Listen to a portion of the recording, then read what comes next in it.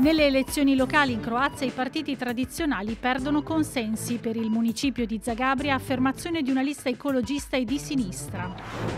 L'Unione Europea tenta di rilanciare il processo del proprio allargamento nei Balcani anche con il rilancio delle donazioni di vaccini anti-Covid. Le politiche dell'accoglienza per gli immigrati minorenni che arrivano in Puglia, il ruolo del volontariato. La Lega per la difesa dell'Estonia, organizzazione paramilitare legale integrata nelle strutture dell'esercito, si occupa anche di difesa cibernetica, ma preoccupa la minoranza russa del paese baltico. Dora il Minotauro, libro che la scrittrice croata Slavenka Drakulic ha dedicato al tormentato rapporto tra Picasso e la fotografa Dora Maar.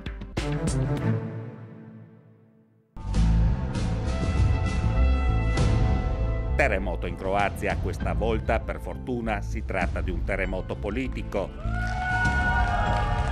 I nostri vicini d'oltre Adriatico hanno votato per il primo turno delle elezioni locali. A Zagabria si è prepotentemente affermata la lista ecologista e di sinistra Možemo, possiamo, da kao grad možemo, il cui candidato a sindaco Tomislav Tomašević ha sfiorato la vittoria già al primo turno, raccogliendo più del 45% dei voti. Nel ballottaggio affronterà il leader del movimento patriottico destra nazionalista Miroslav Škoro, che ha convinto il 12% degli elettori. Si tratta di un gruppo di attivisti, per lo più ambientalisti, che negli ultimi 20 anni si è battuto qui a Zagabria con manifestazioni contro il sindaco Milan Bandic e i suoi vari progetti. È comunque un cambiamento notevole, anche perché entrambi i partiti classici della Croazia, sia il Partito Socialdemocratico che l'Unione Democratica Croata al potere in Croazia, sono esclusi dal ballottaggio.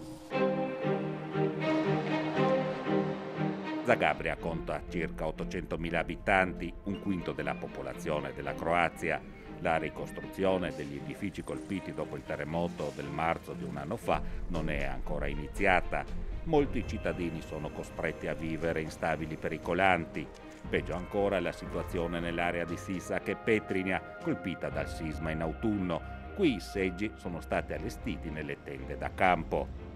Sconfitti in questa prima tornata elettorale sono soprattutto i due grandi partiti tradizionali, i conservatori della HDZ e i socialdemocratici. I due partiti hanno contenuto i danni in periferia, nelle grandi città sono però in evidente difficoltà. Penso che il Partito Socialdemocratico attraversi una lunga crisi da anni, ha perso molte elezioni negli ultimi anni e un commentatore politico ha scritto ieri sul quotidiano 24 Sata che se il Partito Socialdemocratico non perderà elezioni nei prossimi 3 anni è perché non ce ne saranno. Per quanto riguarda l'Unione Democratica Croata, quindi il partito del premier Andrej Plenković, il partito tiene nelle regioni, tiene in diversi comuni, tant'è che il primo ministro ha festeggiato una vittoria ieri, ma è vero che è escluso da città importanti. Perde Zagabria, perde Fiume, rischia di perdere Spalato, rischia di perdere Osijek, ha perso Vukovar, città simbolica. C'è un voglia di nuovo, io direi, è un po' il pegno che si paga sempre, che i governi pagano quando poi si va a votare. Una voglia di nuovo indotta negli elettori soprattutto per i frequenti scandali di corruzione.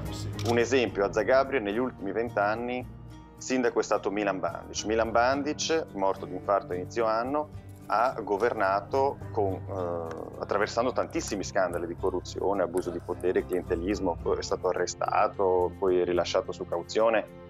Ecco, il movimento che arriva al potere adesso a Zagabria vuole proprio voltare quella pagina e promette, almeno per il momento, poi vedremo, trasparenza nei bandi pubblici, nelle decisioni, condivisione delle decisioni con i cittadini, inclusione dei cittadini, un sistema di governo nuovo.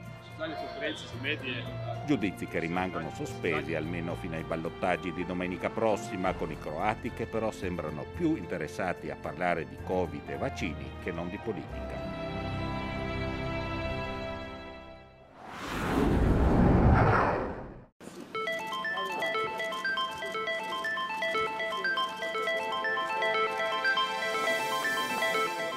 Inizia da Belgrado la visita di Olivier Varhelyi nei Balcani occidentali. Il commissario europeo per l'allargamento ha voluto personalmente consegnare le prime dosi di vaccino programmate, scegliendo la Serbia come tappa iniziale, paese tra i più critici nei confronti dell'Europa, della fornitura dei farmaci vaccinali e del programma globale COVAX, lanciato dall'Organizzazione Mondiale della Sanità. Belgrado ad aprile aveva prima promosso, poi sospeso la campagna di vaccinazione per gli stranieri, concentrandosi solo sulla popolazione.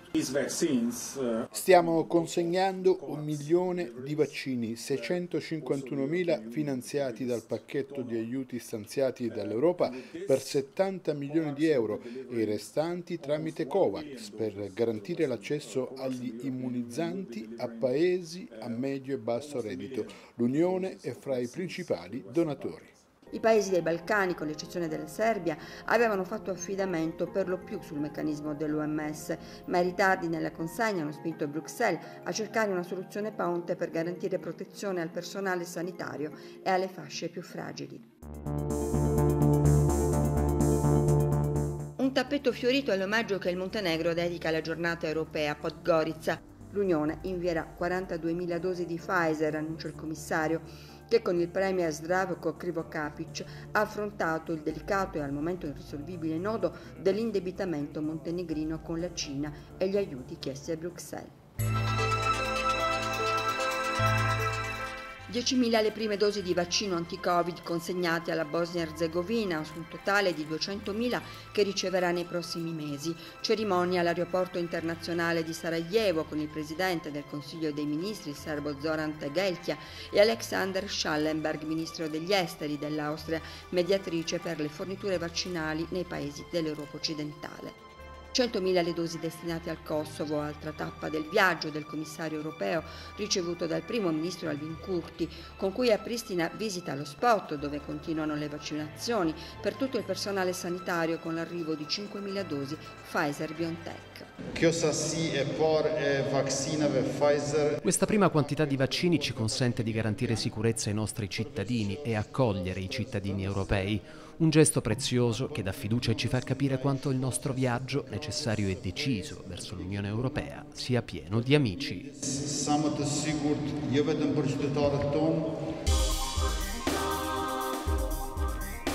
Un tour che per Olivier Varhelyi, commissario europeo per l'allargamento, non poteva terminare senza toccare i due paesi più prossimi all'adesione. Nella Macedonia del Nord, destinataria di 120.000 dosi dell'Europa, con il primo ministro Zoran Zaev non è stata solo la campagna vaccinale il tema dell'incontro. Le riforme, la lotta alla corruzione e alla criminalità, seppure avviate, non fanno decollare il processo di integrazione, rallentato dalle rivendicazioni storico-identitarie della Bulgaria. Più spedita sul percorso dell'europeizzazione è sicuramente l'Albania, a cui andranno complessivamente 145.000 dosi entro agosto. Vaccini che, come in tutti i paesi dei Balcani, si aggiungeranno a quelli che arriveranno dal programma COVAX. Edi Rama, premier appena rieletto al suo terzo mandato, il paese delle aquile non imporrà alcun tipo di restrizione, dice, confidando come tutti in una potente ripartenza del turismo. Settore decisivo per rilanciare le economie nazionali anche secondo i 4 ministri del gruppo di Visegrad. Per i vaccinati, viaggi gratuiti tra Cechia, Ungheria e Polonia. L'impresa slovena ETI, fabbrica che produce elementi elettrici, ha deciso di pagare un bonus di 70 euro lordi ai propri dipendenti e ai lavoratori delle ditte subappaltatrici che decidono di vaccinarsi contro il Covid entro agosto.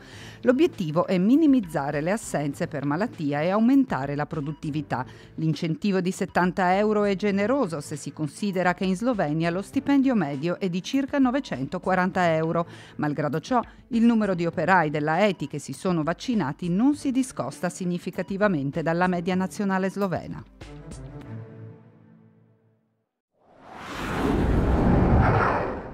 In Estonia la sicurezza del paese è cosa presa molto sul serio da una larga parte della popolazione. L'esercito sembra non bastare e allora molti cittadini prendono parte alle esercitazioni anche di tipo militare organizzate dalla Kaiselit, la Lega per la difesa dell'Estonia.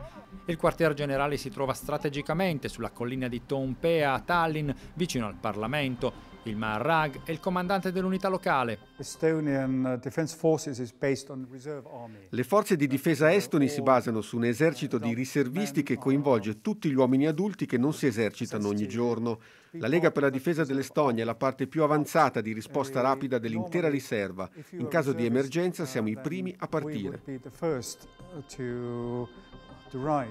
La Lega non nasce oggi, fu fondata nel 1918 per contrastare la rivoluzione bolscevica, messa al bando in epoca sovietica, ricostituita con l'indipendenza, ma è stato con l'aggressione militare russa all'Ucraina nel 2014 che il livello di allerta per la Kaiserlite ha toccato il punto più alto. La situazione adesso è più tranquilla, ma si tratta di una strana tranquillità perché da una parte vediamo che il conflitto in Ucraina non si è risolto e c'è ancora la presenza russa, dall'altra anche nei paesi baltici c'è una situazione di stallo benché non ci sia alcuna minaccia dichiarata. L'aumento della sua popolarità, gli addestramenti militari nei boschi la domenica, i cittadini che imbracciano armi da guerra, tutto questo ha fatto storcere il naso a qualcuno secondo cui la Lega può diventare un problema per la democrazia. Sì, questo per noi è un problema importante, ma la Lega per la difesa dell'Estonia non è un corpo militare a sé, ma operiamo soltanto all'interno di una cornice legale. Ecco perché abbiamo anche una componente civile al nostro interno e per quanto riguarda le armi non è così semplice averne una. Bisogna passare degli esami, andare dallo psicologo per verificare di non avere problemi mentali.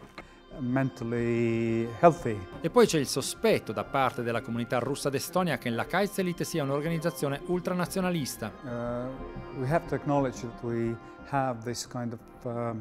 Sì, è vero che molti russi d'Estonia non vedono di buon occhio la NATO e non si fidano della Lega per la difesa dell'Estonia, questo sì è vero, ma noi difendiamo l'ordine costituzionale e democratico secondo cui nessuno deve essere discriminato.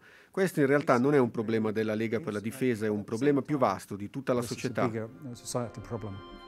La Lega non guarda però solo al rischio bellico. Elisa Jackson ha lavorato a un'app da usare in caso d'emergenza. L'app è una creazione delle donne della Lega per la difesa dell'Estonia. L'abbiamo realizzata insieme a diversi ministeri e organizzazioni per essere sicure di dare informazioni corrette per ogni evenienza. È pensata per aiutare nelle situazioni di emergenza più disparate. C'è un menu iniziale, si tocca sull'icona che corrisponde alla situazione reale e si viene guidati. Per esempio come comportarsi in caso di incendio, come usare un estintore. C'è anche una parte sulla cybersicurezza con una serie di strumenti per operare nel mondo digitale in sicurezza.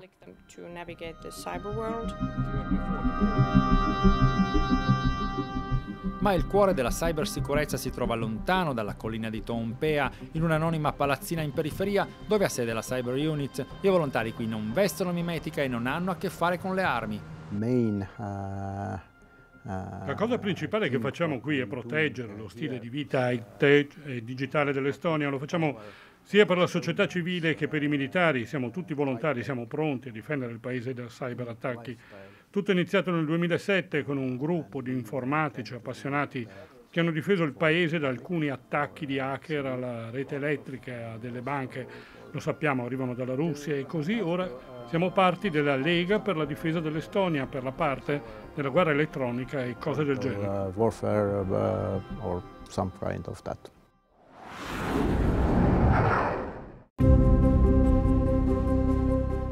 Amadou ha 13 anni, viene dalla Guinea Conakry, paese dell'Africa occidentale. Una passione per il calcio e tifoso del Barcellona. In Italia è arrivato da solo l'anno scorso, a bordo di uno dei tanti barconi che anche in questi giorni, complice il bel tempo, partono dalla Libia.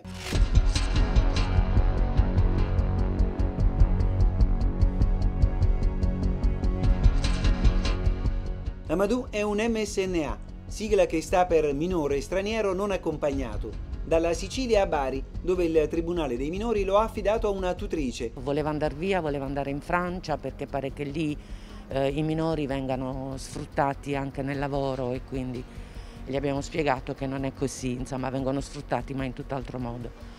E quindi siamo riusciti a trattenerlo qui. Nel momento in cui il minore sa che c'è qualcuno che si occupa di lui e gli dicono che è il tuo genitore nel territorio italiano, la prima cosa che loro fanno è la richiesta del numero di cellulare perché qualsiasi cosa ti contattano in qualsiasi momento della giornata. Grazie alla sua tutrice, Amadou ha trovato posto in questa casa famiglia nel quartiere Yapija, in un immobile sottratto alla mafia. È il più piccolo di 12 minori di varie nazionalità. È importantissimo accoglierli e contenerli nel modo più adeguato, perché arrivano comunque in una realtà per loro completamente nuova da tanti punti di vista, e arrivano spaesati, arrivano confusi. Nonostante il Covid abbia rallentato il percorso di integrazione di Amadou e degli altri ragazzi, le attività delle case famiglia non si fermano. Una serie di servizi, di erogazione di servizi che nel quotidiano possono insomma andare da appunto un supporto scolastico piuttosto che sanitario, così come un inserimento, perché no, anche formativo, a corsi di formazione. Sono più di 7.000 in Italia i minori stranieri non accompagnati. La Puglia, con 400, è la quinta regione, la seconda invece per produzione di progetti di inclusione sociale portati avanti con il terzo settore, il Tribunale dei minori e gli enti locali. Ogni ragazzo straniero pesa sul bilancio statale per 90 euro al giorno. In un anno fanno 230 milioni di euro. Intorno al minore ruota anche un sistema di nuovi lavori e quindi diventa una risorsa anche istituzionale, oltre che un investimento sociale e culturale, affinché questo minore rimanga nei canali istituzionali e non finisca nella devianza verso il rischio della criminalità. Anzi, allo Stato si chiede uno sforzo maggiore, una legge nuova per dare dignità proprio ai tutor che svolgono un servizio di grande responsabilità senza ricevere nulla, neanche un rimborso spese, né la copertura di un'assicurazione quando sono costretti a spostarsi tra le varie città. Solo in Puglia ce ne sono 60, che diventeranno 100 alla fine dell'ultimo corso di formazione. Bisogna garantire a questi tutori il riconoscimento istituzionale di una funzione importante che è quella, di affiancare il minore nel rapporto tra il centro sociale e il sistema sociale italiano.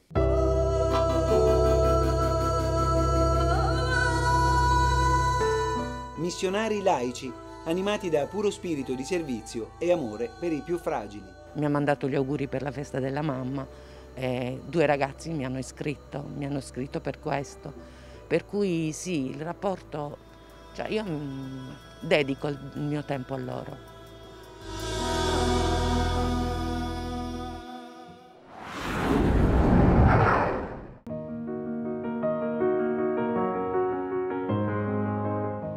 Slavenka Drakulic è una delle scrittrici croate più tradotte nel mondo. In Italia abbiamo iniziato a conoscerla negli anni 90, ai tempi della guerra nella ex Jugoslavia, un periodo terribile per la letterata, per la sua critica alle politiche nazionaliste. Nel 1992 a Zagabria subì una violentissima campagna di stampa con intimidazioni alla sua famiglia, minacce che la costrinsero all'esilio. Da allora divide la sua vita tra la Svezia e la Croazia.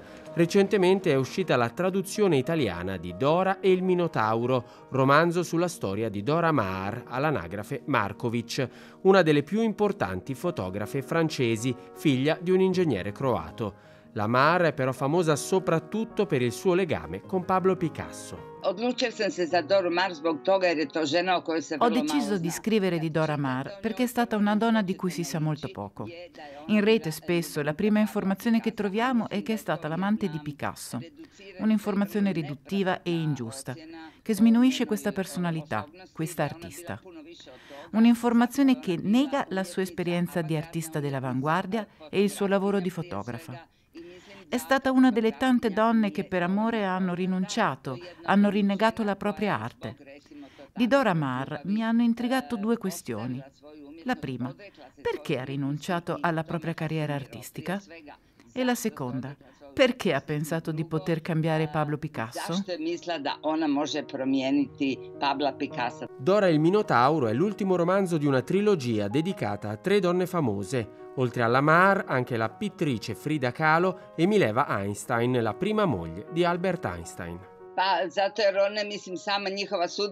Il loro destino è una testimonianza della ferocia del sistema patriarcale, di cui fu vittima soprattutto Mileva Einstein. Frida Kahlo, malgrado le grandi sofferenze, riuscì ad affrancarsi ed oggi noi ricordiamo i suoi lavori, mentre suo marito, Diego Rivera, è un po' caduto nel dimenticatoio. Di tutte e tre, Mileva Marić-Einstein è la figura più tragica. È stata una delle prime donne a laurearsi in fisica in Europa. Era una mente brillante, ma il suo talento si spense, non per il matrimonio con Einstein, ma piuttosto per i suoi obblighi di madre. Dopo il divorzio si dedicò ai figli, uno di questi era gravemente malato, e Mileva alla fine si perse in questa solitudine. Mileva Einstein Marić era serba e fu la prima donna a studiare fisica al Politecnico di Zurigo. Sposò Einstein nel 1913 e gli diede 3 figli. Divorziarono nel 18. Alcuni biografi di Einstein sostengono che Mileva partecipò in modo attivo alla definizione delle teorie del padre della relatività. La traduzione italiana di Dora il Minotauro e di Mileva Einstein è di Estera Miocic.